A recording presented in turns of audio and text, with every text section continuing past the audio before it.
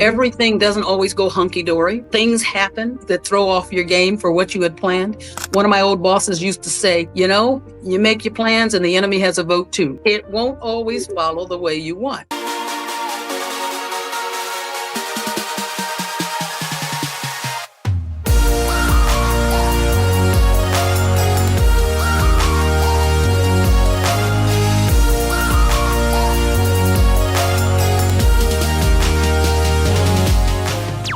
Welcome to another edition of the Living Boldly with Purpose podcast. And I'm so excited about these episodes and the people I get to talk to and the people who are making a difference.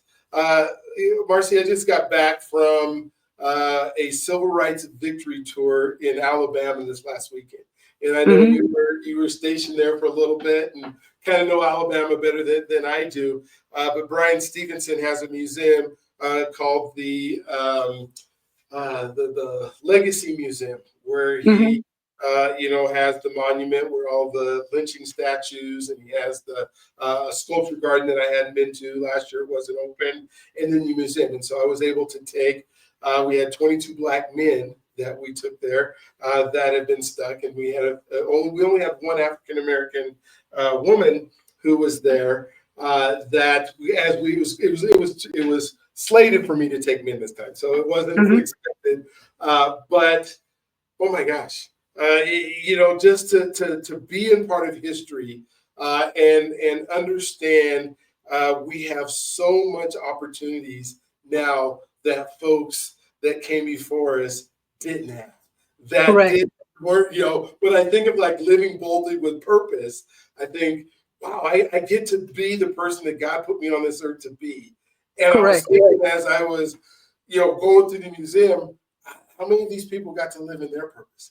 How many of these people were brought from wherever they were brought for or born here and were told what their purpose was their whole lives? And then when I think about the civil rights era, we started out in Birmingham and just learning just so much about what happened. And we, the 16th Street Baptist Church, and we saw the bombings, marks from the bombing that were there, and the park and all these things. And we got to talk to I'm gonna call her a young woman, but she's in her 80s now, and she got to tell us about when she was in high school and being one of those children that said, "Mama, I'm going to school," and then she ended up at the march and got arrested.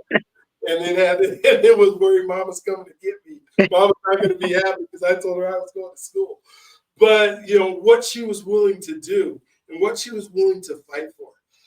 And then today, to the young folks, as you're watching this, I get to talk to another African-American woman who did whatever it took to make sure that we could stand on her shoulders. And so I am so fortunate to talk to Marcy today to kind of ask her to tell us her story and, some of the things that she's been able to do. But what I can say is she didn't just sit around and wait for life to happen. She captured it the best that she possibly could. Some people think, when we were talking before, she said, I retired in 2000. Well, to me, in 2000, that's 25 years ago, right? That she was able to retire from her military service. But the impact she's made since she retired, right? It's not like I'm retiring and then I go to sleep and I watch TV and get in an RV and travel the country for 25 years. It's like 25 years she's been doing stuff. And so, Marcy, I don't want to take this from you, so I want you to go ahead and start your story wherever you want, and then we will just kind of talk about some of the things that you've been able to do and why folks that come from, behind you, or why folks that can listen to this can even achieve more. And so, well, let me start off by saying, do you know what retirement actually means? No, what does it mean? Or to retire? To retire means to take off one set of tires and then you put on a new set to go in a different direction. So, and especially coming from a biblical perspective, there's nowhere in the Bible that God talks about retiring. There's always a purpose. There's always something. When you get a little bit more seasoned, a little bit more in age, hopefully you've gained some wisdom as you've gone. and not become a foolish person, so that you can share and you can impart that knowledge and those things that you've learned to help make others' lives a little bit better as they choose what they're going to take. There were many times I would say to my kids, been there, done that, got a t-shirt, and hoping that they would learn from some of my mistakes in life.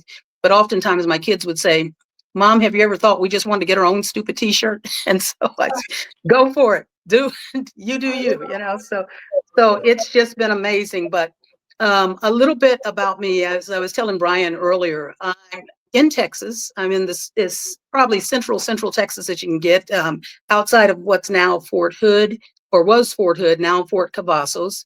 So we're about 2.5 hours south of Dallas, 2.5 hours north of San Antonio, and about 3 hours west of Houston.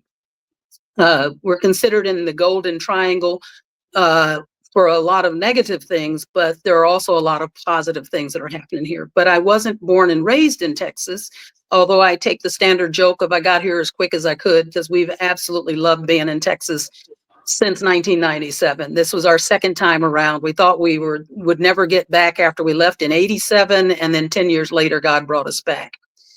I grew up in a small town in Centralia, Missouri, and going through the 60s and the 70s, I was born in the 50s, so kind of an old geezer here.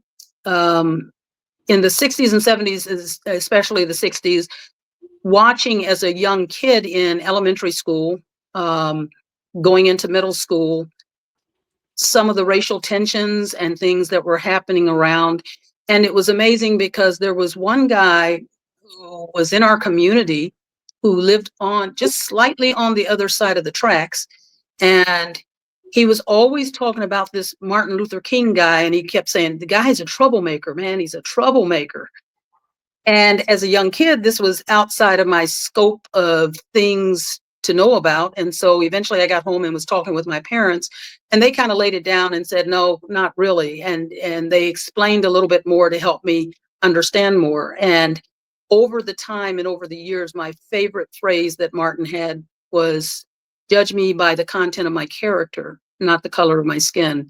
And I think that is so applicable even today, even more so, just to remind folks that your character, what's in you, is what makes a difference. And then the other part of that is you don't let someone else define who you are. You choose to be who you want to be. Do not, you don't even allow your circumstances to define who you are, because you don't have to live under the circumstances. God says, what are you doing under there? You have no business being under there. But I'm from a small town, like I say, in Centralia, Missouri. I say Missouri because we're from the northern part of the state. A lot of people say Missouri when they don't know where you're from. And I grew up in a town that was very small, and it was going through a lot of the racial changes as well. For the first time ever, I'd heard the N-word when I was a 5-year-old in kindergarten, and we were coming back from a little field trip, and two little boys, and these are things that they're not natural or ingrained. They're things that kids learn. Of course. Yeah. There are things that I learned, and so I had to take out some of the things that I learned because it's not good, So I heard that word and I didn't know what it meant, but I knew it didn't sound right. And I was always a fighter. And so I proceeded to knock the two little boys out of the line as we were going in, and was fighting, sitting on one and kind of duking it out with the other one as he was going round and round trying to get his friend out. The teacher was fit to be tied because she didn't know what to do. And I was the only Black in the class. No, I take it back. There was another kid named Jimmy, but I don't think he was there at that time. And his dad was in the Air Force stationed in Colorado. So eventually Jimmy had moved away. And one of the guys who had been the janitor at the school, when he was talking with the teacher, she said, why is Marcella doing that? And he just told her, he said, that is not her character. Something must have happened. And it was a good thing because the teacher didn't lambaste me. She didn't push me aside and think that I was a terrible person for the rest of time. And so I did well finishing out kindergarten, and then went to grade school. And then again, as the 60s and getting closer to the 70s were going, and having a fighting nature for whenever I felt like I was being maligned. And that didn't matter whether it was my cousins or whatever, there was another incident that occurred. And so as a result of it, my parents decided we're not going to let our kid keep going to school here. And it doesn't mean that everybody in the town was prejudiced, but there were some things that weren't right. And so my parents decided that we're going to send her to live with her mom. Now, to give you an understanding, my biological mom had me at a very young age when she was 16. And some dynamics happened between she and my dad, some things that they didn't overcome. And so they never got married. They went separate ways. And my grandparents said, being a child of the 50s, we don't want her going through school when people ask, who's your mom, who's your dad? And her not being able to say, my mom is this person, my dad is this person. We don't want her stigmatized. So a very unusual thing that happens in the African American community is they literally took me to court along with my baby sister for legal adoption. That way I could look and say, Howard Hayes is my dad or Mildred Hayes is my mom. And there was, people didn't quibble about it anymore after that. That's who my mom and dad were, and that's who stood in the gap for me all those years. I grew up in and around my biological mom, and so there was no animosity with her. Years later, I learned to tell her thank you when I was being a flippant young 8-year-old, calling her by her first name because I'm big enough because you're my sister now by law. Years later, I learned to appreciate the self-sacrifice she made to give me a chance to be all that I could be. And I had no appreciation for that as a kid so much. It wasn't like I didn't like her, but it was just different dynamics. So meanwhile, as a result of that, my grandparents sent me to school to live with her and some of my other siblings. So during the school year or during the week, I would go to Columbia, Missouri, which was a larger town. It was the University of Missouri was there, Columbia College, Stevens College.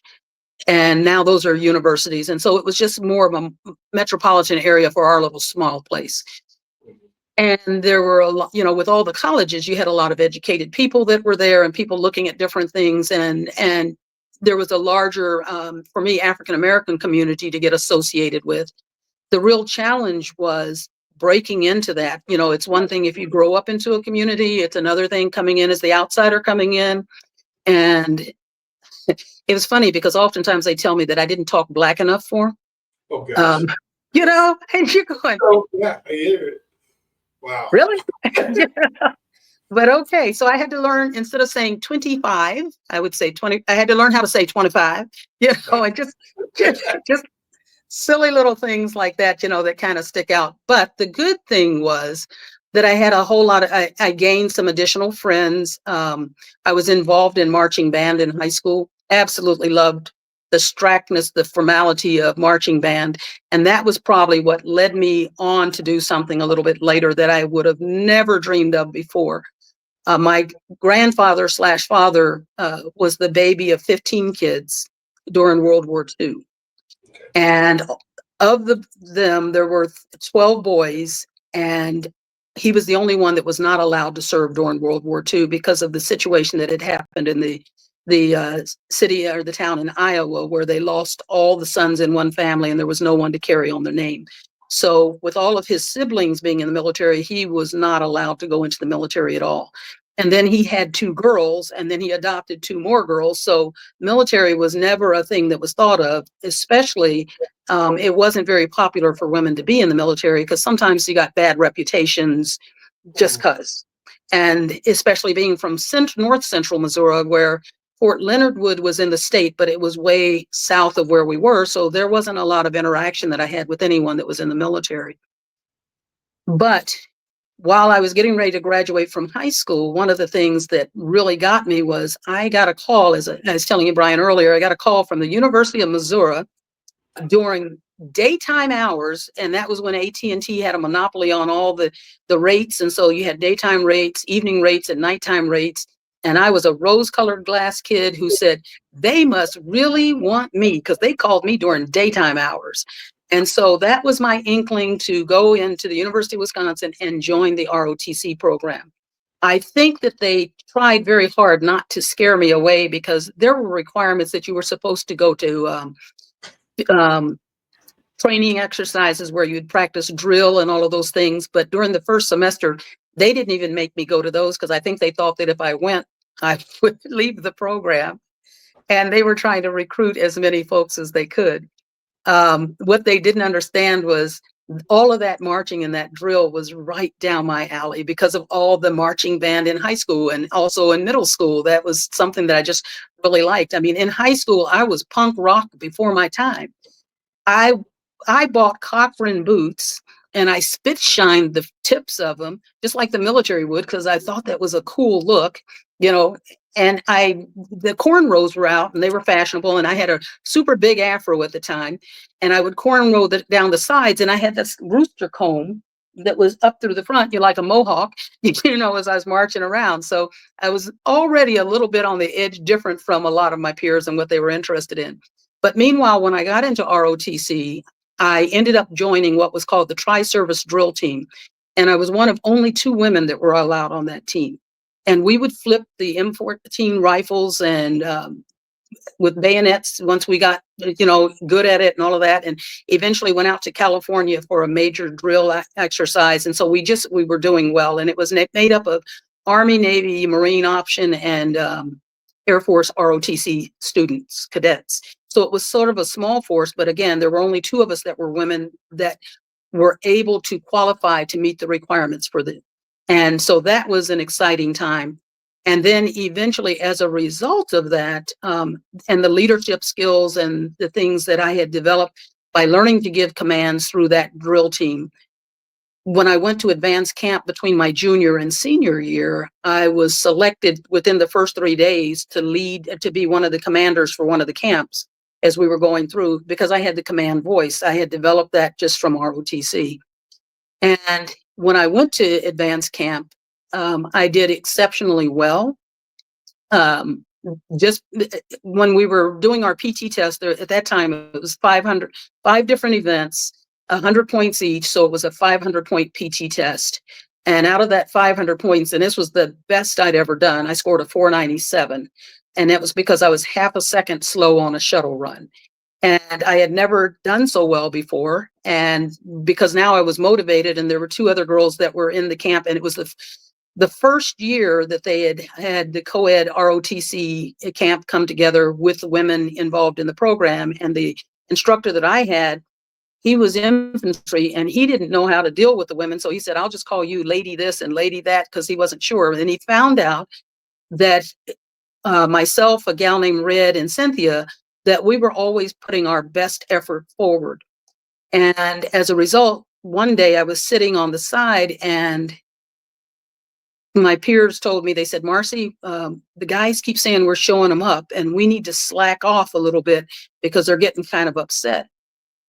And so I was down in the doldrums because now I'm thinking, well, I'm supposed to do the best I can do. And at this time, Brian, although I grew up in a Christian household, my standard joke is I was a drug baby. They drug me to church every time they opened the doors, different kind of drugs, you know?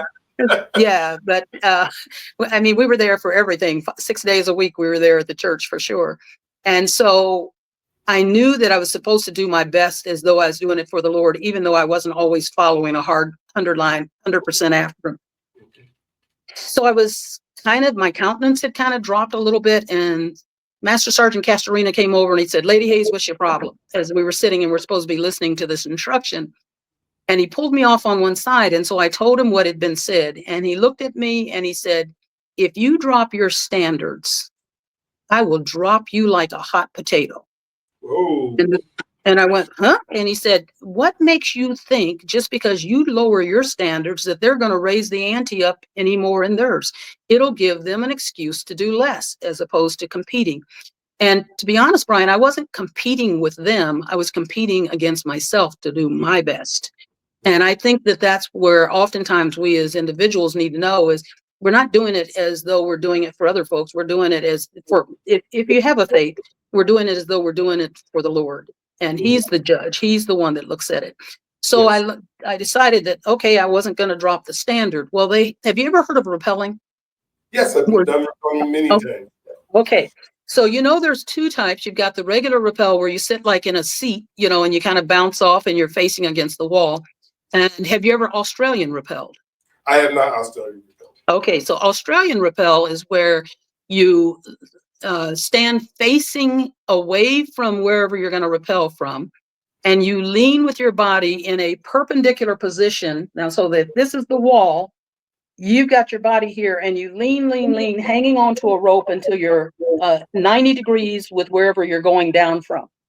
And then you yell out on rappel, and the person who's down below to hold the rope yells on belay, and then you yell out rappelling, and then you start going.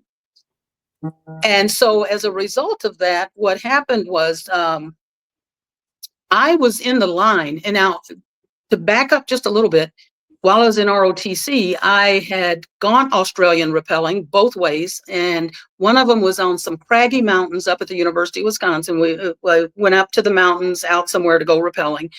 And I was high up enough, and I started down on the rappel, and my foot got caught in the crag of a rock. And I got stuck there, and I banged my knees into that rock, and I just wanted to cry. I mean, it hurt like all get out. The worst part was I was too far down for the cadre who was up at the top to reach down and pull me up, and I was way too high up for the guy on belay to get me out. So I had to get out of that situation and continue on down the rock, and it hurt like crazy. Now, the reason I tell you that is because now I'm at advanced camp, and I'm standing in line, and I am looking at all these different people doing this rappelling thing. And and especially when they're doing the Australian rappel, I'm doing assessment, because the one thing I do is I hate pain. I do not like pain whatsoever. And so I would look and say, oh, you know what? That person just planted their face into the wall because their feet were higher than their head when they put their brake on. And then, oh man, that guy just planted his keister into the wall because his feet were lower than his body when he pulled the brake on. So when I get up there, I am not going to stop because I don't want to fall. I know what that pain is like. I'm going to go, and I'm going to go all the way down until the end. So I got up there, got into the perfect 90 degree stance. And then they told me, okay, you're ready. And so I said on rappelling, and started running down the wall. And I ran straight down the wall. And the guy who was on belay was like, let me get out of the way because she's coming in, and she's coming in hot. And once I got to the bottom, I just ran right off the rope. I didn't fall into the ground because at a certain point, the pendulum just swings out. And as I came off the wall, there was a full colonel who had been sitting in the bleachers watching, the program, the cadets rappelling. And he went and he said, that's how you're supposed to do it. Give that kid a black hat. Now, it had nothing to do with me being professional at Australian rappel. It had everything to do with me going, I'm not going to get hurt, because that stuff hurts when you fall into the wall. Mm-hmm. And as a result of that, that was another one of those things where I got to go up and cut the line and do all of these things. So it was just another reminder, do your very best at whatever you do. Move a little bit forward. Then as a result of having done so well at advanced camp, then my next stop was going to airborne school. And I completed the 5 qualifying jumps and got my airborne wings and went back to school as a senior with airborne. And so now it was exciting. And I was also put in charge of leading the junior class to get them prepared for going to camp. And this is where you know that you're full of foolishness when you're a young person. Mm-hmm. Because they did an interview with me for the newspaper, and I was looking at through some of the scrapbooks that my mom had kept stories on me. And it says, the article was, Black co-ed shows ROTC the way, because I'm from the Show Me State. How foolish was that, And of course, I'm eating my own press, thinking I'm all that in a bag of Doritos, which was crazy. But as I read through the article, I realized that there were certain things that God had already put in me that didn't really change based on the nature and how I grew up and where I grew up, and the underpinnings that my grandparents had instilled in me. And the biggest thing that my grandparents gave me, they gave me Jesus. I had to choose whether I was going to follow the Lord for myself, but I could see it lived out in the way that they lived life. So even when I was running amok and not doing what God was calling me to do, eventually he called and said, you need to get home and you need to be back where you need to be. But that's another story. So meanwhile, finished up school, graduated as a distinguished military graduate, got my degree, a really weird one, Bachelor of Science in English, if you go figure that one. But it was the shortest way to get my degree and get out because I wanted to live life and I wanted to do this thing called the Army. And so I got my commission as a second lieutenant in December of 1978. And then first thing I did was went on leave for about 10 days because I didn't want to spend the Christmas holidays at a base where I didn't know anybody. And then after that, reported in for my first assignment. Now, before I got there, while I was at that ROTC advanced camp, there was a guy, Lieutenant Colonel named Bobby Pettigo. And he had seen me doing the rappelling part for what we were doing there at the camp. And he asked me, he stopped by one day when I was sitting outside and he said, "Cadet, have you ever considered going to flight school?" Never in my wildest imagination had I ever thought about it. He said, "Well, give it some serious thought." He said, because they're now accepting women in flight school. They started doing that in 1975, and this was 1977. So I went, He said, so all you have to do is you have to take the flight aptitude specialty test. And if you pass it, then you qualify. Then you go down to Fort Rucker, and then you'll see if you can learn how to fly. So while I was in ROTC, I did pass the flight aptitude specialty test and was already on assignment when I went to the basic course for transportation. And this was all before they had an aviation branch in the Army. Yeah, I went to the transportation officer's basic course for about 2.5 months, knowing that I was leaving going to Fort Rucker, Alabama after that for flight school. I got down to Fort Rucker, Alabama, and I had gone with another young lady from my basic course because she was going to start 2 weeks behind me. And so we rode down together because she had a car and I hadn't purchased one yet. And as we were in processing in the company mail room for where all the officers were, as I stood there, the clerk looked at me and he said, "You know, you're the first one of you guys I ever seen come through here." Oh, wow. But you know what? I chuckled to myself and I went, "This is all 1979. Surely you jest, man. Don't you know how long ago it's been since Rosa Parks rode the bus?" You know, but I didn't take, and I'm going, I guess it's because I'm in Alabama, but I didn't take it negatively. I didn't take it with animosity. I didn't take it with anything vinegarish, I just went, man, wow, that's weird. This is crazy. And then I didn't think much more about it until about a week later when a specialist, Robin Drew, showed up at my barracks room and she said, "Ma'am, I just found out that you're the first Black female aviator going through flight school, and I want to know if I can do your story." And I said, "Huh?" She said, "Yeah, it's been since 1975 that Sally Murphy went through. And when she went through, they had press that covered her every week, almost every day to see how she was doing. And they had this whole big write-up. And I think it would be great if we could do the same thing with you." Now, remember, I told you I was a kid with rose-colored glasses coming from Missouri. And I went, "Well, sure, Shazam. I think that's the best thing since sliced bread. Let's do it." Stupidity, right, on my part. Actually, not stupidity, lack of knowledge, right? Lack of wisdom, lack of knowledge, and all of those things. And the best thing that happened was there was a cadre member who was there who said, "Nope, we ain't doing that." And she came back. She's like, "But why?" And he said to her, he said, when the first woman went through, they followed her around with everything she did, like a paparazzi thing. And the worst part was there was so much animosity that was built up amongst her peers because they thought that she was just being pushed through the program in order to be able to say, we've got the first woman through as an aviator. And as a result, it set up a lot of friction between her and her classmates. And so for that reason, that's the reason why you and your friend Joni, instead of you going through and then 2 weeks later, Joni's starting, we moved Joni up to be in your class so that if in this class of mostly males, mostly combat arms, a lot of them Vietnam vets, if they decide that they don't want to talk with you and you're the only woman in the class, at least you'll have somebody else to talk to. Again, another piece of wisdom. And then he said to her, let's not do what they did to the first woman. Let her go through. And if she makes it, you got a story. But if she doesn't, you will not have embarrassed her. It was the best piece of advice and the best word and the best nipping it in the bud that could have ever been done. Because by the time I did graduate, I was friends with almost all of the folks that were in my class. There were some guys, and I go, well, that guy's just weird. That's just him. But for the most part, everybody else was okay.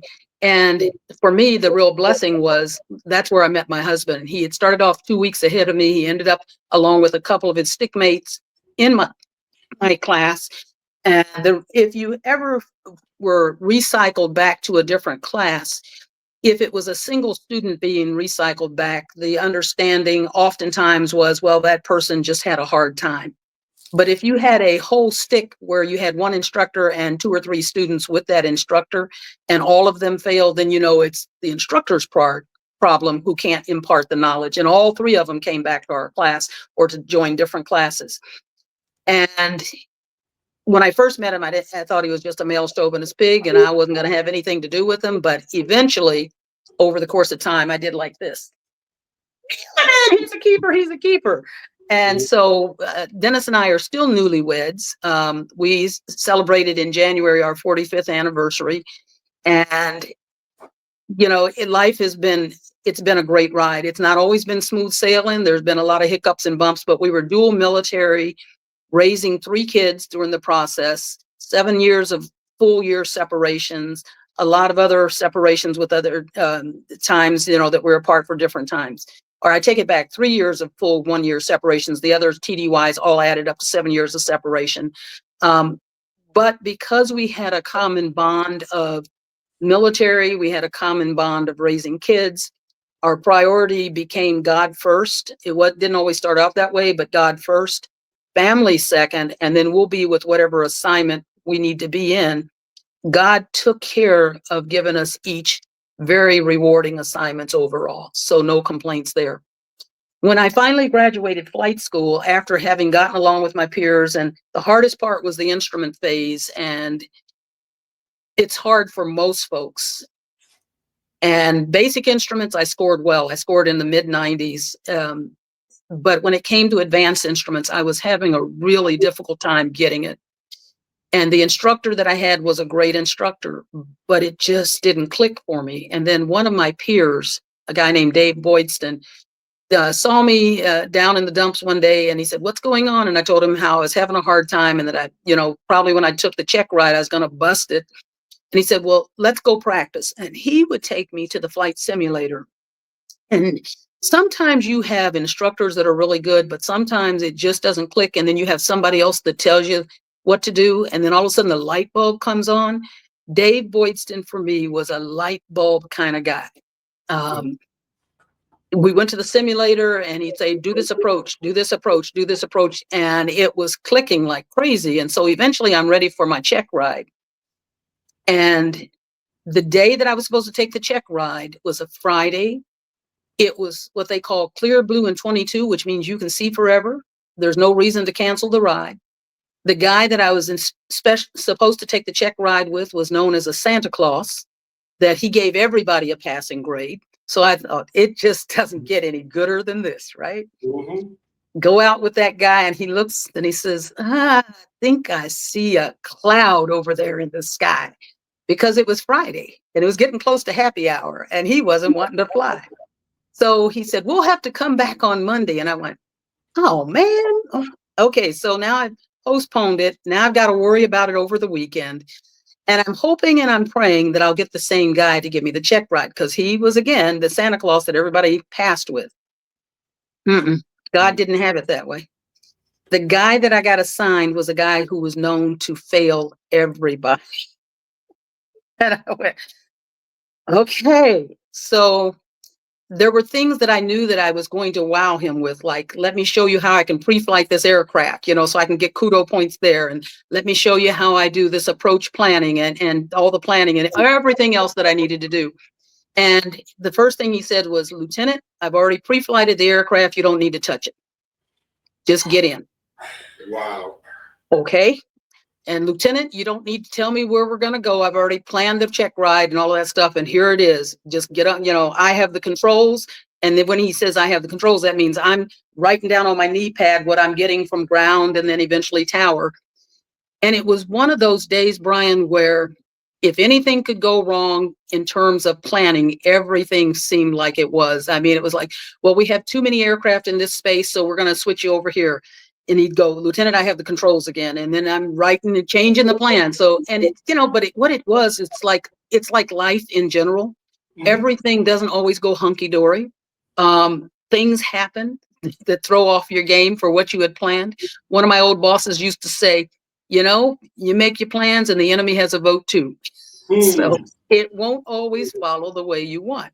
Wow. So meanwhile, we've got everything and it's now time for me to take off, and you're under what's called the hood. So you've got a hood where all you can see is your instruments. You can't see outside the aircraft. And with a helicopter, it is really oftentimes a very difficult thing to, be perfect on your takeoffs and your landing. It's a lot of field. And of all the time I had been flying, when I got ready to take off, it was like God was totally in control saying, I got this. And the needle locked on the horizon, and it was the smoothest takeoff I had ever done through flight school all the way up to that point. I mean, it was like just amazing. And then as we were going again, their towers changing it, as far as where we're going to go. So he's like, I have the controls, and he's never soft in his voice. It's like, arr. And so now I'm changing where we are, and I'm writing down the new ones, and I'm figuring out with my will where we're going and how we're going to do the approach and where we got to turn. And we continue on, and it's continual change after change, and we make all the approaches and we do all of the things coming in. And when you're under instruments, you don't ever land totally under instruments because that's how you crash, So we would just get down low enough and then we'd take off to go somewhere else. And then after a period of time, he said, take off the hood. And I went, oh man, I guess I busted this ride after all. And so I looked at him, I said, so did I bust the ride? He said, no, Lieutenant, you did great. Now let me show you how we can have some fun with this helicopter. We're going to turn off the hydraulics, and I want you to put the cyclic between your knees, and you're going to fly this puppy with your knees, and he just taught me. He said, most guys try to over control the aircraft. They try to manhandle it too much, and they're all over the place. But women have a really decent touch that's amazing, and the guys have to learn to have that touch. So we finished the check ride on a high, and I scored like 94 or whatever, out of 100 points. And so the guy that I thought was going to kill me, he was a fair guy. If he busted somebody, it's because they deserved it. Wow. So, now I'm learning, okay, here's another step. I can't judge a book by its cover. So now we get into the next phase, which is flying at night. And up to this point, all my instructors, they were all civilians because they were Department of Army civilian staff from the basic phase, contact phase into instruments. And then for the night phase, they actually used active Army folks. So there was a warrant officer who was instructor there. And we were flying at night. And after every flight, you always get a write-up to know how you did. So you know whether you did good or bad. This dude gave me a pink slip. And I went, oh. It was the first and only one I'd ever had. And I was going, obviously. And so I'm talking to my peers going, the dude gave me a pink slip. And they're saying, well, Marcella, sometimes you might have a conflict of interest with the instructor. So maybe you need to get a new instructor. And it was an opportunity. The student could request a different instructor if they wanted to, and try with somebody else. And so I had never had to do that before. So now I'm going, well, maybe I just need to get a new instructor. So I talked to him that day and I said, Mr. whatever his name was. And I said, I just like to talk to you for a little bit. And he said, what is it, Lieutenant? And again, this attitude I'm feeling, right? I said, well, you gave me a pink slip. And I'm thinking that maybe the reason you gave it to me was because we've got a personality conflict because you don't talk to me. You don't, spend a lot of time talking. He said, Lieutenant, I don't talk to anybody. And I went, well, at least he's an equal opportunity, non-talking to anybody person, right? And so I said, but you gave me a pink slip. And he said, Lieutenant, you flew like whale poop. Now, that wasn't his words. Yeah. He said, and I know you can do better than that. So when you do better than that, I won't give you a pink slip. And I went, oh. And so, again, working really hard at flying, that was the only guy through flight school who ever gave me an A as well. Really? And he said, because you earned that A, I didn't give it to you because I'm being nice. You earned that A. You flew really well that night. And then we finished up the final phase, which is where you're flying nap of the earth, which is close to the trees and learning all the tactical flying and all of that stuff. And now it was time for graduation. And 2 weeks before graduation, that's when they released the news that I was the first Black female aviator. And because they had held it in so long, it allowed my peers to become my friends. They didn't look at me with a jaded eye. They allowed me to just be me. And I knew that when I graduated, it wasn't because somebody gave me something. It wasn't like they were pulling something out of a Cracker Jack box and going, here you go. Because you're talking about, at that time, probably it was not quite maybe $600,000 aircraft. They're so much more expensive now. And that was just flying the Hueys. But they're not going to place you in an environment and let you graduate and say, good, you did well. Here's the wings, pin them on your chest. And then you go out and kill yourself and everybody else on board because you don't know what you're doing. Yeah. So when I graduated flight school, I knew that I had earned my wings just like all my peers who were in the class with me. I hadn't been recycled back. I hadn't failed, hadn't done any of those things. And what was really amazing was the guy who gave me my certificate. There was a two-star General Patterson, who pinned my wings on, but General McNair, Carl McNair, was there as well, and he's the one that handed the certificate to me, and he was the one that was the overall general instructor for flight school at that time. 35 years of women in aviation, which was probably about the 30 year for me.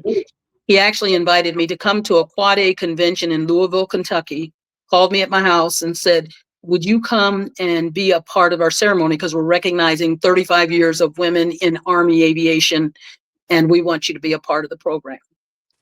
And I told him at that time, I said, but General, I didn't fly very long. As a matter of fact, I flew a very short period of time. And so I don't think I qualify for doing that. He said, Marcy, weren't you the first? And I said, yeah. Yes, sir, I was. And he said, first is first. It doesn't matter how long you flew. So now that kind of segues into the next portion. So I finished up flight school. My next place to go was back to Fort Eustis, Virginia, where I completed the aviation maintenance officer's course to be test flight qualified. Mm-hmm. There were a couple of folks that were in the class with me and actually ended up in an assignment with me. And my understanding was that they had failed the course. But that didn't mean that they weren't aviators. They just didn't pass that portion. And when they got to their unit, they would be given more skills and all of that stuff to make them better at what they did. So, it's like when you give a kid a license to drive and they start driving, they're not the perfect driver at that time. They have to hone their skills and get better and better. So that's kind of the way we all looked at it. But I had actually passed the course, and that was after sitting out of the aircraft for a while. And I got in, and the warrant officer who I was flying with said, I can't believe you still got the touch. You haven't flown in several months and you still have the touch. That touch was a gift that God had given me. And that's all I could chalk it to, it was a gift God had given me. And then I got to Germany, which was my first assignment in Stuttgart. And my husband had already gone before me. And we got married right after flight school, and we had a little one that was already on the way. And so that was part of the reason for sitting out. And now we were there in Germany as a family, and he was in an aviation assignment. And what I learned was I was the first Black in my assignment, but I was also the first woman in that assignment. One of my friends later from Missouri titled it, I got the twofer, so it was like, okay, well, I didn't think much about it, except for one of the bosses that I was going to work with was already complaining about how he was going to have this woman who was going to be assigned to his unit, and she would probably cry all the time. And these were things I got because he lived across the hall from a guy that was in my husband's unit. So, of course, they were talking all of these things.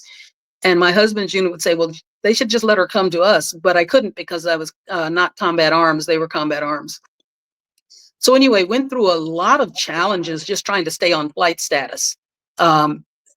And one of the instructors that they had placed me with that was supposed to be really good at instructing you for how to fly in country, later on went back to Fort Rucker in order to get his certification as a instructor pilot. And he actually failed the course. But this was a guy who, when, I mentioned that every time after a flight, you're supposed to get an evaluation so you know how you did. This guy would hold the evaluations for 2 or 3, maybe 4 times, and then he'd write them all up all together. And now you're trying to figure out, well, did I really do that or didn't I do that? And so it's all convoluted and it's all coming together. And eventually, over the course of time, being that, again, rose-colored glasses, second lieutenant, thinking that everything in life is supposed to be fair. And the phrase that I learned from my daughter when she was in middle school that she'd gotten from her teacher was, life is not about always being fair. Matter of fact, it wasn't fair when they hung Jesus on the cross, but they did it anyway, and it's like, those are things that you learn later on. But I was expecting that life would be fair because I had done what I was supposed to do. As I went through, because I did not qualify, then they put me through 2 flight evaluation boards. And my countenance was sinking lower and lower and lower. But the one thing that I knew was, even if they weren't going to let me fly, I still had to be a good lieutenant. And I had soldiers that were counting on me. And it was like my soldiers rallied around me, whether it was from the motor pool or the dining facility or just being in the executive officer for the company.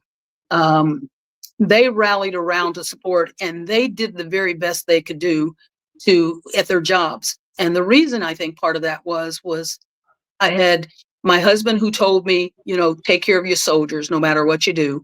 I had a young sergeant, she was a signal sergeant named Shelley Ray, and Shelley said, ma'am, if you want to know, you ask an NCO. But if you really want to know, you ask a private. Because a private will tell you the king has no clothes on. And that was also great advice too, because you don't want people building you up with false hope or whatever. You want someone to be real with you when you're putting them to the task of having to do something and it's something impossible to do. And those were things as a lieutenant I needed to learn how to lead and lead well. And so I listened to my soldiers and I talked with my soldiers and I told them, if ever there were awards that were going to come, the awards would roll all the way downhill to the person who did the work. But if there was ever any flack or any foolishness, then I was the flak jacket. The junk stopped with me because I wasn't going to let them get beat up for stuff that they didn't do. And as a result, I had a dining facility that was always busting tolerance when I took over it. Every other month, they were out of tolerance for the statistics that had to be there. We went from that type of facility where they were now always competing in the 2nd Support Command and even going up to 7th Corps in competition because they were doing well and we showed well and we did well. The motor pool went from always busting tolerance to them going and competing for best motor pool of the support command, and the reason why it had to do with me for the leadership, and my leadership was allow them to lead, allow them to be soldiers, allow them to do well. And those were things that you can take with you through all of life, regardless of what leadership position you're in, is you allow the people below you to be the very best they can be and build them up and encourage them so that they can stand on your shoulders as you hold them up because you've stood on someone else's shoulders to get to where you are. So in those areas, I was doing well. And my husband, who loved me very much, said, babe, I love you. He said, but to be honest with you, and now understand, he's got more service time because of Vietnam. He's got more service time. He was 2 years ahead of me as an officer and all of those things. He said, but to be honest with you, you're probably not long for the Army. He said, I love you, and I don't want to tell you that, but just based on the way they've written these report cards and all of these things, they're not terrible, so you can't appeal them, but they're just mamby-pamby enough that'll cause someone who doesn't know you to question what type of person you are as a leader. And at that point, my attitude toward my officer leadership, and again, remember, I'm the first Black and I'm the first woman that's in there. And when the second woman came through, who is a good friend now, she's told me one year, she said, and she had 2 years ahead of me too. So she was like Dennis's age group for officers. She said, Marcy, I knew that they couldn't throw both of us under the bus. Otherwise there would be some serious eyes watching.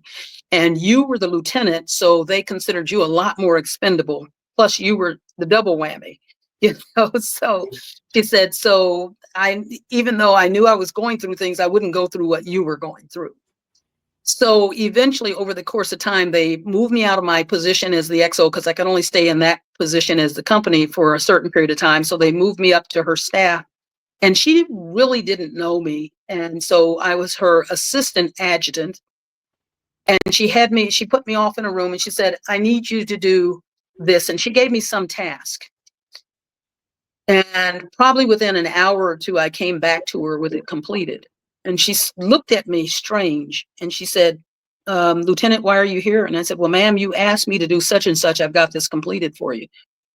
She said, you got it completed that fast? I said, yes, ma'am. She said, let me look at it. And she looked and she said, you know, she told me later on, she said, I thought that they had given me someone who was a real dud. She said, you were so good at what you did. I was like, give her the task and leave her alone and let her achieve what she needs to do. And as a result of that, about half a year later, a new battalion commander came in. And the new battalion commander and the new XO who I worked for him he pulled me in to become his adjutant. And the understanding is when you're the adjutant of a battalion, you're like the trusted agent for that commander. Because you're seeing everybody's report cards. You're seeing everybody's evaluation. You have the ins and outs on stuff, and he will talk to you about things he's not going to talk to anybody else about, to include even his other commanders. Mm-hmm. And so I had his ear. And when I would go in and brief him, he would have, his name was Larry D. Holcomb. He'd have his feet kicked up on the desk, and with a stogie in his mouth that wasn't lit because you couldn't smoke in the buildings, but just sitting there in his mouth. And he'd say, okay, Captain or Lieutenant, brief me. And there was no disrespect given, and I knew that if he was sitting there that relaxed, he was trusting me to be all I could be.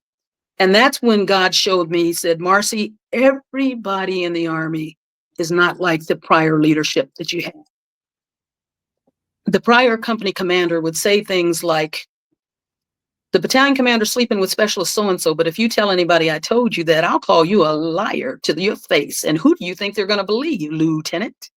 And this was a guy, this guy, and he was running a PT test. We were in the gym. People had to do laps because it was inclement weather.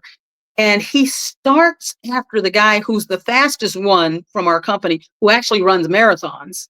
Okay. He starts after him. I'm doing the tally as he goes past me. And then he finishes up before him and tells me, Lieutenant, I think you scored wrong. Didn't you see me lap him? And I'm going, okay, sir. Because I'm going, this guy will even pistol whip a PT test to try to get a good score. So things that I learned, Brian, you learn from everybody. Of course. You really do. And so the things that I learned from him were how not to be a leader. These are the things that makes a bad leader. Don't be like him. Mm-hmm. And the things that I learned was how to take care of those soldiers. And as I say, the soldiers took care of me. And because of guys like Robert Combs, who was the executive officer for the battalion, and because of Larry D. Holcomb, I got a new lease on life about how officership is supposed to be. And Larry D. told me, he said, had I been here, this would have never happened to you. Wow. Now, as I mentioned, I'd gone through 2 flight evaluation boards, and you can go through them by yourself, but I wanted a lawyer to help represent me. And it just happened that while I was in country there, one of my friends from ROTC happened to be a lawyer. And so he went there to represent me before I became an adjutant. And he told me, he said, Marcy, Dave, maybe, we're going to go through this and we're going to fight this thing. But maybe if you don't win, maybe it's just that God didn't intend for you to be here. And I said, okay, I will take that. I won't like it, but I'm going to take it anyway. Mm-hmm. So we went through the first flight evaluation board, and it was kicked out because it was procedurally incorrect.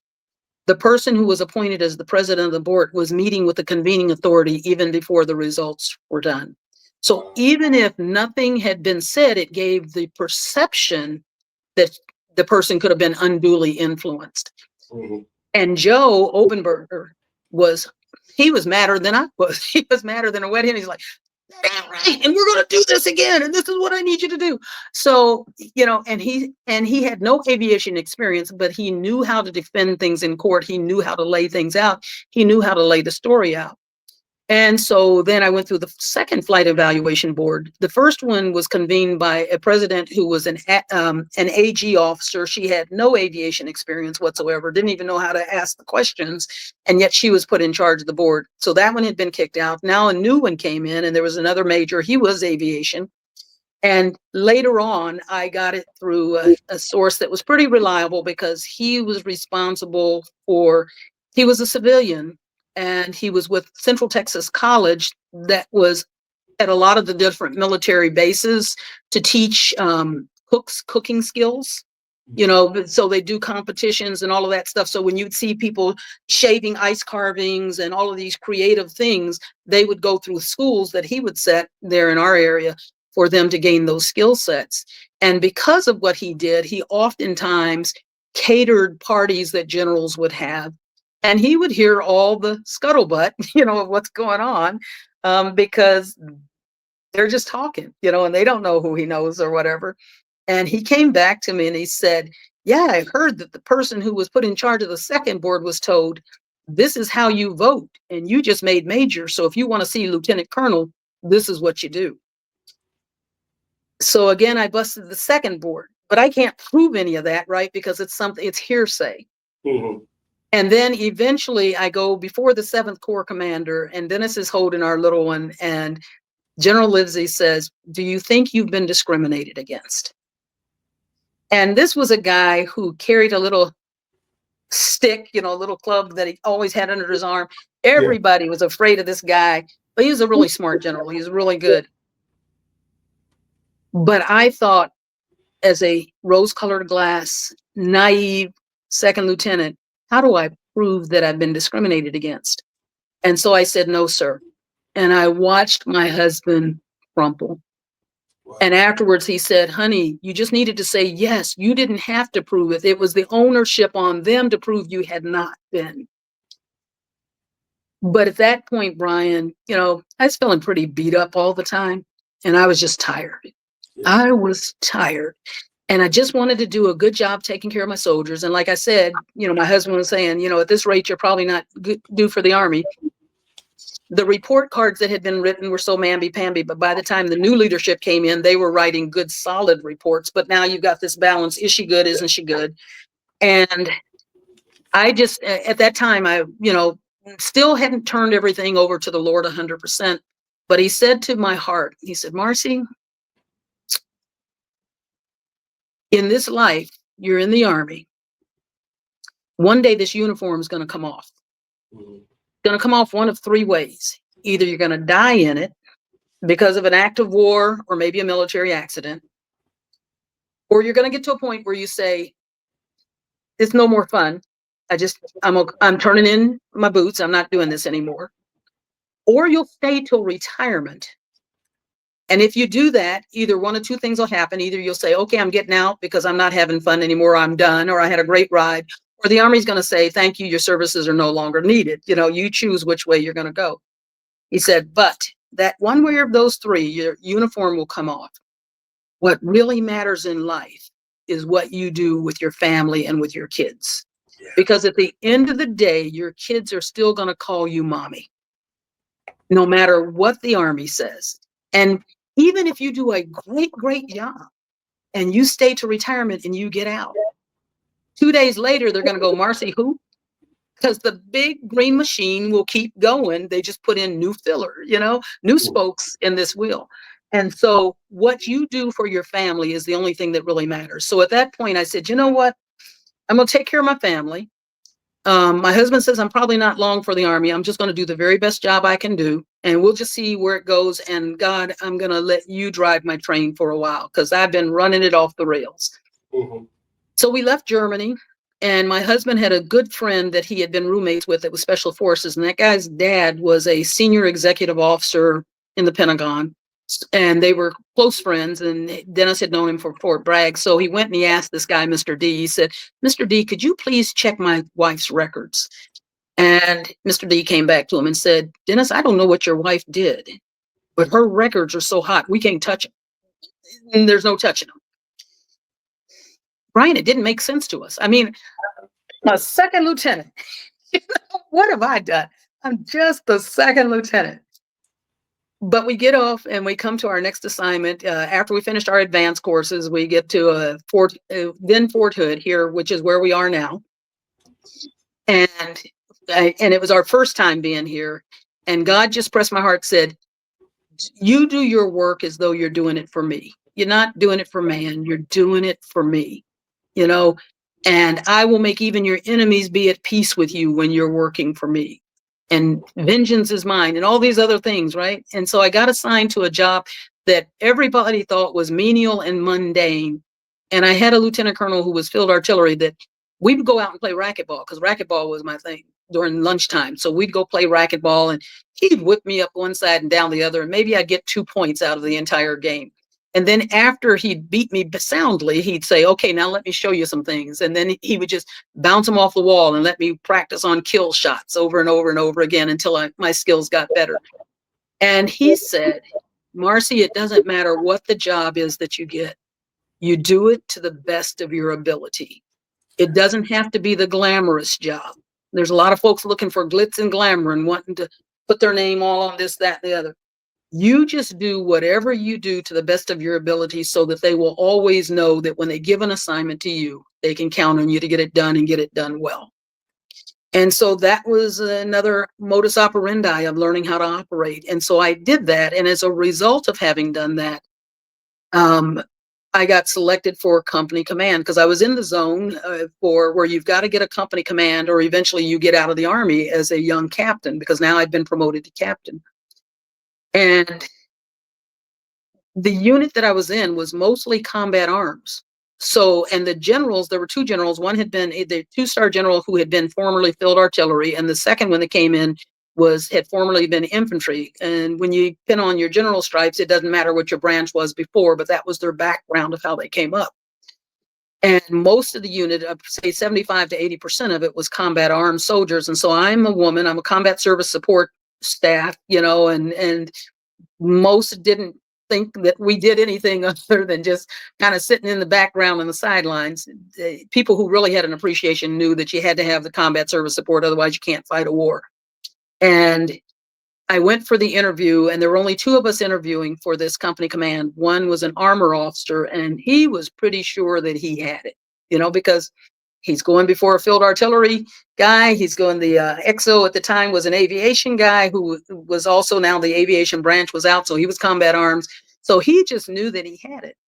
And unfortunately for him, I was selected as the company commander. And so I commanded that company for the first year. From a person who probably wasn't long for the Army, it was like God saying, when the enemy closes a door, I'm opening a window. What the enemy meant for evil, I'm turning it around for your good and for my ultimate glory. But you need to make sure you remember who to give the glory to, because it ain't about you. It ain't about you.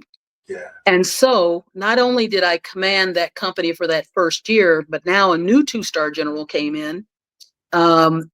And so I just knew that, okay, I'll be rotating out and there'll be a new company commander coming in, because typically you only got a 1-year command. It was abnormal to get 2 years of command in the same place. And so I went to debrief the general, or tell him a little bit about what the company was doing. And I said, sir, and I know that you'll be preparing to get a new company commander in, so I'll start putting things in order. And he looked at me and said, if the clock ain't broke, don't fix it. You know? And I said, sir, he said, I'm new. I've got to figure out all these other things that are going on. And I know from looking at the records, the HHC is not broken. I don't need to put somebody else in who's got to figure things out. You already know how to go. That is a headache I don't have to worry about. And I went, yes, sir. Yes, sir. So I had 2 years of company command, but the significance behind that was, remember I told you I had report cards that were written kind of like, eh. Now I had on my senior rater profiles 2 different 2-star generals who basically said, this kid walks on water. So their words, plus the Larry D. Holcomb before then, was all overshadowing everything else that had gone on before. And so when I left, the next assignment that I took was in Korea, and Dennis and I went together. We were blessed to go together there for 2 years with our kids, so we didn't have to separate. And the assignment that I had was like another 2 years of company command. You know, it was called a movement region, and I was in charge of movement region 1 that had everything from the DMZ in Korea down to about Pyeongtaek or Daejeon.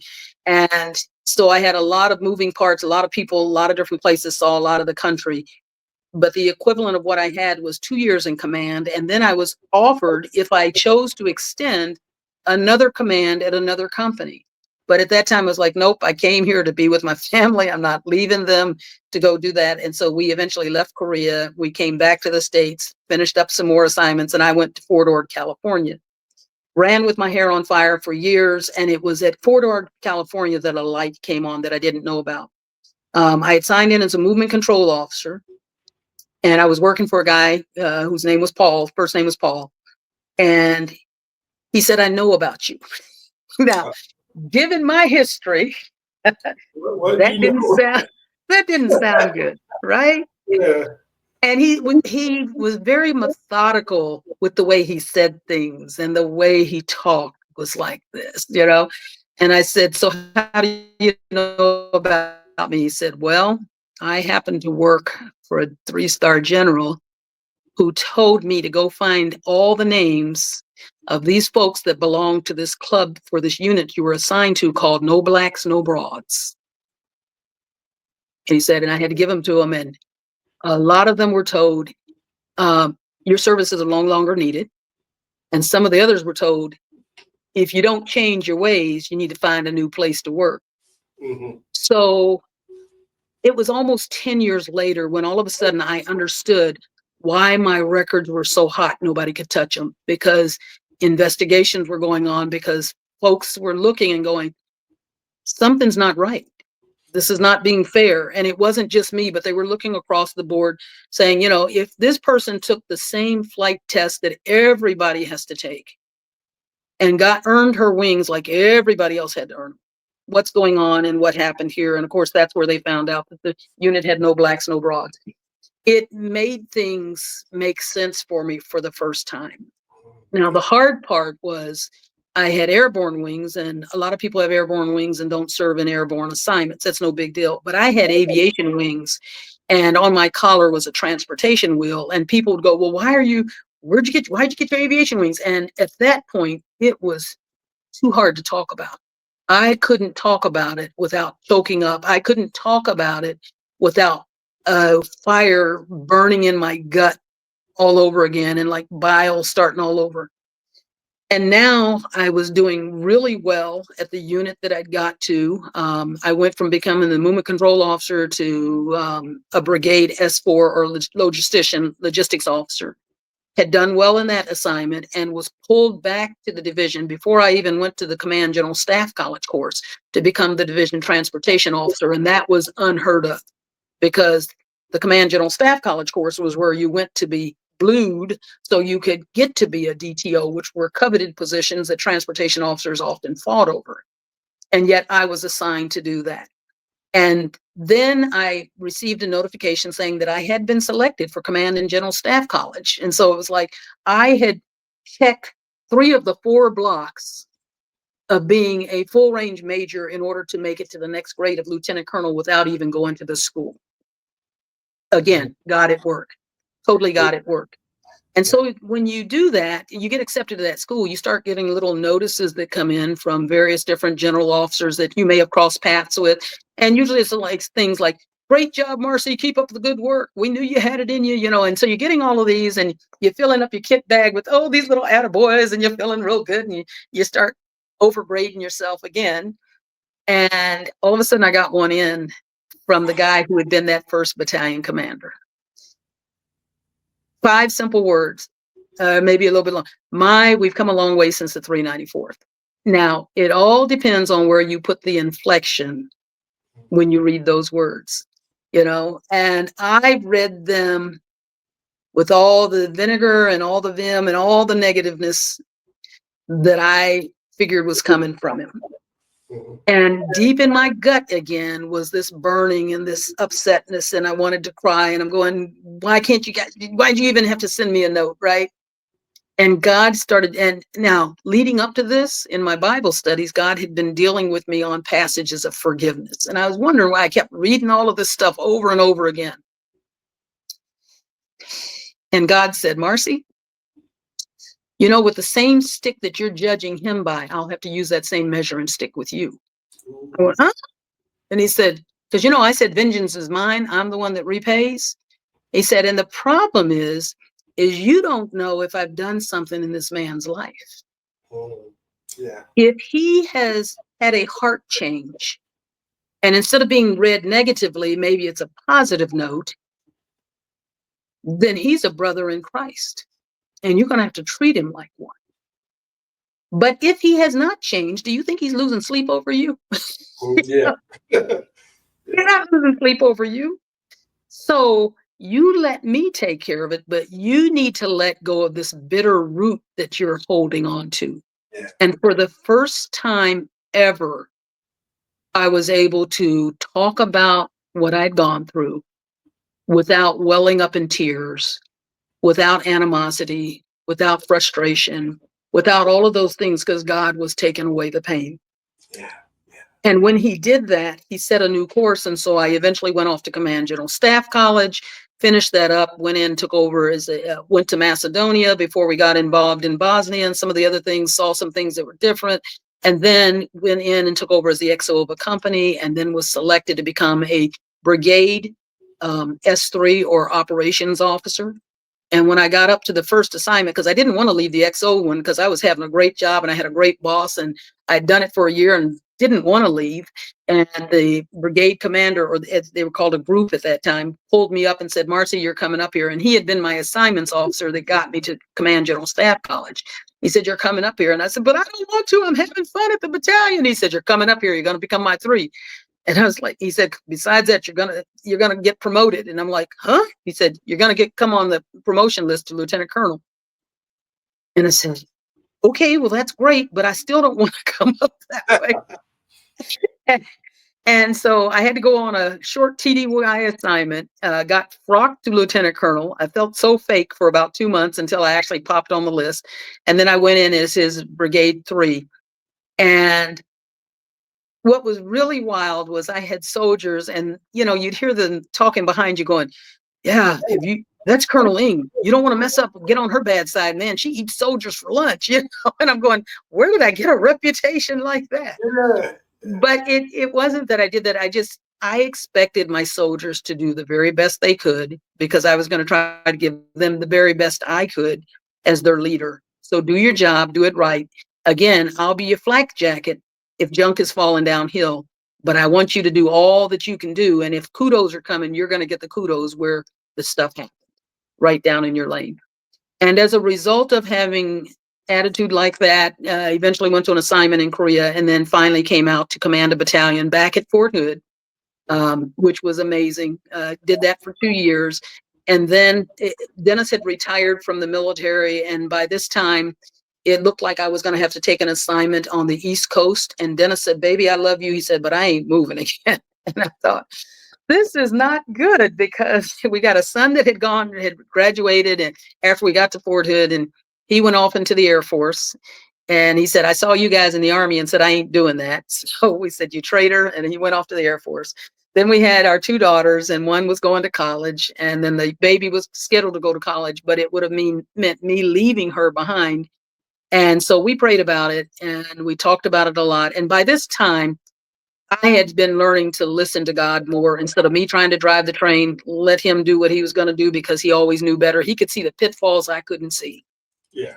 And he would either steer me clear or carry me through them for a purpose, always something to learn. And as a result, I said, you know what, it's time to hang up the boots, time to go home. So I retired as a lieutenant colonel and came home. But my husband and I had gotten involved in a motorcycle ministry before then. So we rode Harleys, and reached out to bikers and stuff just in general. Learned a lot about life. I got involved with a pregnancy resource center in order to help community and all of those things. And then eventually we started a family business that we still run today. It's 15 years in the making, called Mililani Woods, a little piece of Hawaii. And because we're on 11 acres with trees on it. And the phrase that ends with Mililani means enter into his gates with thanksgiving. So we tell people when they come, we pray that you feel like you came home. And that's what most people tell us, because we've never taken a dime of federal money for anything, because we always want to be able to share the gospel as God sees fit and as people want to hear. And that's what we've been doing for the last 15 years, going in a new direction, riding in a different direction. Like I say, when you retire, you take off one set of tires and you put on a whole new set and go in a different direction. For us, when we look at the Bible, there is never anyone who retires. God just has you doing something different, just doing something different. And so that's kind of it in a nutshell, and kind of what we do even today. Like, I directed a pregnancy resource center for years because I had a daughter who had unplanned pregnancy, and so just how to reach out, how to give back, and how to teach our kids how to do it and our grandkids how to do that. So that's kind of where we come from.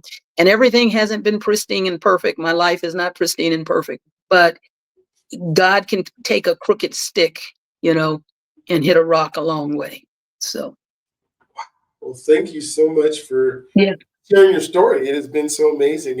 yeah, I come up and think of helicopters, Harleys in heaven. They're all yeah, part of your life, which is, like that. oh my gosh, what an incredible story. Yeah, Um, yeah, what I'd love to do, because I want to have you come back, because we were I got another one coming up in another right. 15 minutes.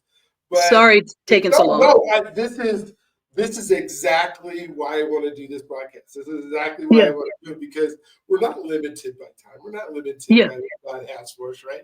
And so yeah. exactly what God wanted folks to hear is what they heard today, which Okay. is amazing. To share Yeah. the story. And I think as I want to shift the topic when we come back, Okay. and for those of you who are listening, because one of the things that I've been doing is I do a Sunday night show. James probably told you about a Sunday night show I'm doing called Why Love Waits, right? And Right. we're thinking about family. We're thinking about, okay, if the 50% of Black women Mm-hmm. today um, have was it? No, I'm sorry. Yeah, 50% of Black women who are over age 40 have never been married. Right. Country Right. today. And 75% of those have at least one child. Mm-hmm. So our community, like you talked about what family meant back in the 50s and the 60s, and back Mm-hmm. in the 50s and the 60s, that number was lower than 17%, and now Right. that number is up to 50%. Mm-hmm. And you've talked so much about family, you talked so much about God. You have Right. this experience of being married 45 years and making Mm-hmm. it work with Mm-hmm. two careers that combated against each other, which are Right. reasons that women. So what I would love to do when we come back, and for those of you watching, I'm going to convince you no matter what, to kind of walk through that and talk through that. And how did you make that work? How did that, with all these things that say, women shouldn't do these things, or women shouldn't, and you had it sounds like an amazing husband to Right. walk with this whole time. But how do we get back to family? How do we get back? I mean, you've raised some incredible children, which is Yeah. part of it, and been the thing, including a career woman who flies these machines that are worth millions of dollars. You were still able to raise and nurture kids and help in not only in America, but you had to do it in Korea. You had to do it in Germany. Yeah. Germany Yeah. and around the world. Where you were, I'm sure there was examples and things where you go, wow, this is going to be harder. This is going to be tough. Yeah. Or these guys Yeah. aren't making it work, but you figure out how to do it. And so if we could schedule another time to come back and Absolutely. talk about that, I would love to do that, because I think there's so much in there, and we got another hour to talk about that. And so thank you for being part of today. Thank you My for pleasure. sharing your heart and sharing your vulnerabilities and sharing your experiences.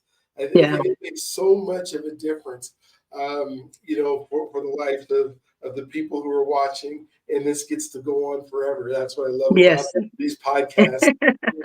People will be able Yeah. to do that. So for those of you watching, don't forget to subscribe. I promise you that you will find at least one or two of these podcasts that will enhance your life and help you become the person you want to be, because God put you on this earth for a reason, to do the things Yes. that He put you on this earth to do in a way that I believe serves Him or pleases Him and Yeah, serves others. exactly.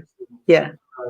Thank you for again being on another episode of Living Boldly with Purpose. We have talked with Marcy Ng today, and we will be back with her for a part 2. So keep listening for that to happen.